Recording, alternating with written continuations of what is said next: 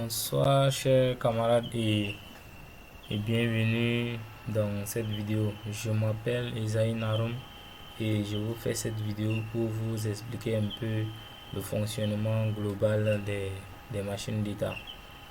Ici nous avons un plan que nous allons suivre tout au long de cette vidéo. En commençant par les états et transitions, nous allons essayer de définir un peu les transitions et les états. Nous verrons l'invariant et son rôle dans les machines d'état.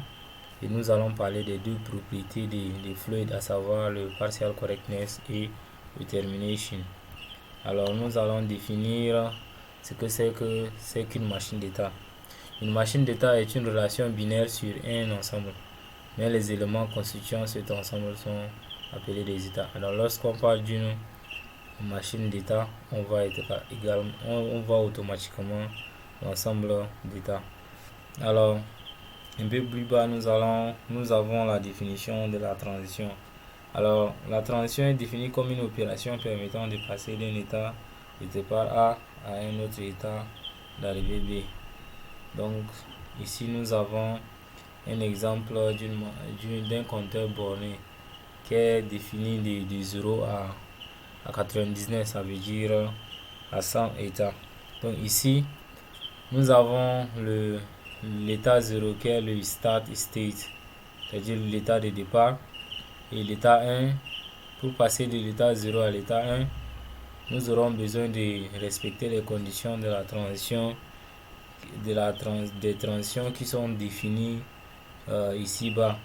Donc en un mot, pour quitter de l'état 0 à l'état 1, nous devons incrémenter la valeur de n. Donc n change de valeur jusqu'à n strictement inférieur à 99.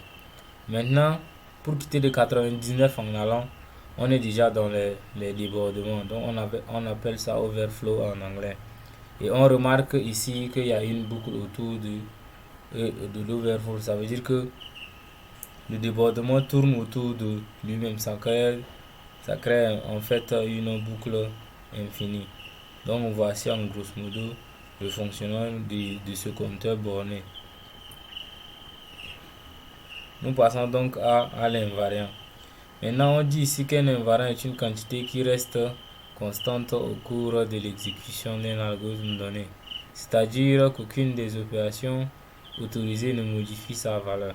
Alors, quel qu'en soit le nombre des opérations constituant une machine d'état, cela ne doit pas modifier en fait la valeur de l'invariant. Ici, si on rencontre si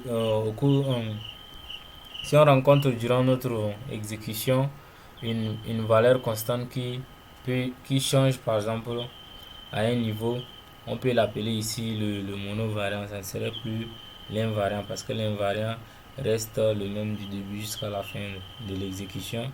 Et le rôle de l'invariant ici, ça permet de prouver la correctitude d'un résultat final. Alors voici un peu la définition formelle d'un invariant. Ici on considère un ensemble d'états S allant de 1 à n et un ensemble de transitions grand T tel que l'invariant par rapport à T est une fonction f définie de S vers R tel que le couple SI SJ appartenant à l'ensemble des transitions. Alors notre f de SI est égal à f de SJ. Ici on considère par exemple l'état SI comme l'état de départ et SJ comme l'état d'arrivée. Et au fil de l'exécution, on se rend compte que il y a conservation d'état. Ça veut dire qu'il y a conservation de valeur de l'invariant. Donc ça veut dire que notre résultat ici est correct. Maintenant le partial correctness et la termination. Ici en définition on dit que Floyd distingue deux propriétés requises pour vérifier un programme, c'est-à-dire le partial correctness ou la correction partielle en français.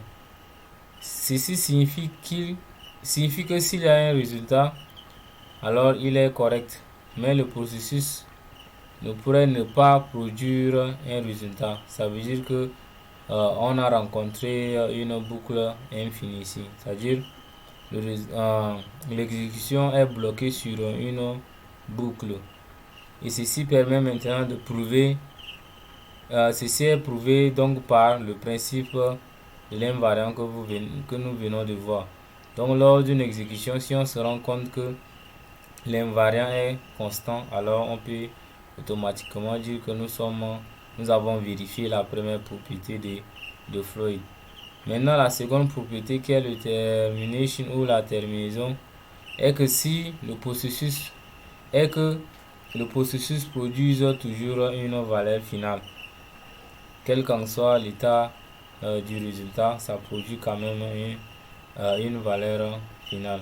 Donc ici, on peut prouver la terminaison par le principe du bon ordre, qui est autrement appelé le well ordering, principe que nous allons voir un peu plus en détail dans la vidéo suivante. Alors, chers amis, ainsi prend donc fin notre vidéo sur les machines d'état. Et donc, en grosso modo, les machines d'état fonctionnent selon quelques règles et quelques opérations qu'on appelle transition, et quelques propriétés également. Alors, je vous remercie vraiment pour l'écoute accordée, et surtout merci de liker et partager si la vidéo vous a plu, et n'oubliez surtout pas de vous abonner à la chaîne pour les prochaines vidéos. Merci beaucoup.